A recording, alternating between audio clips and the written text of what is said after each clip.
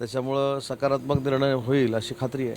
त्यांचं म्हणणं आहे की लोकशाही कुठेतरी धोक्यात येते आहे, तुम्ही दबाव टाकताय उमेदवाराला कोणी टाकला दबाव? माघारीसाठी प्रेम कोणी बघा, कोणी दबाव टाकलेला नाही. गणेश गीते हे देखील माझे अतिशय जवळचे मित्र आहेत. गोकुळ गीते देखील अतिशय जवळचे मित्र आहेत. राजकारणामध्ये विनंती करणं हा दबाव होऊ शकत नाही. त्याच्यामुळं मी देखील प्रचंड संयमी आहे.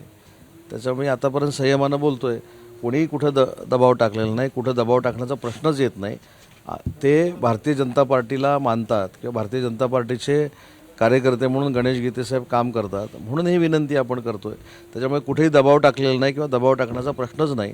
तर अशा पद्धतीचा गैरसमज देखील कोणी पसरू नये की आम्ही दबाव टाकतोय.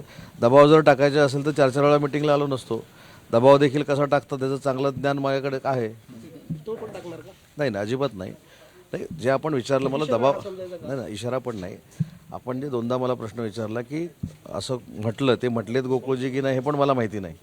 गोकुळजी म्हणालेत की नाही माहिती नाही. तुम्ही जो मला गोकुळजींच्या बाबतीमध्ये प्रश्न विचारला त्याचं मी उत्तर दिलं की संयमानंच मी त्यांच्याशी बोलतोय.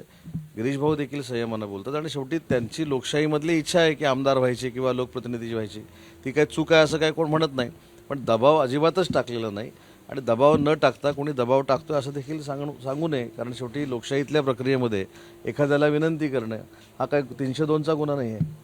साहेब, आपल्याकडे स्पष्ट बहुमत आहे माहितीकडे. असं असताना एका अपक्ष उमेदवारासाठी आपण एवढे दिग्गज नेते त्यांच्या म्हणजे त्यांना मागे घेण्याची विनंती करता, आपल्याला नगरसेवकांवर विश्वास नाही का? नाही, नगरसेवकांवर विश्वास नाही अशातला भाग नाही. शेवटी ते भारतीय जनता पार्टीमध्ये काम करतायत. एखादा कार्यकर्ता सर्वसामान्यातला सर्वसामान्य जरी असला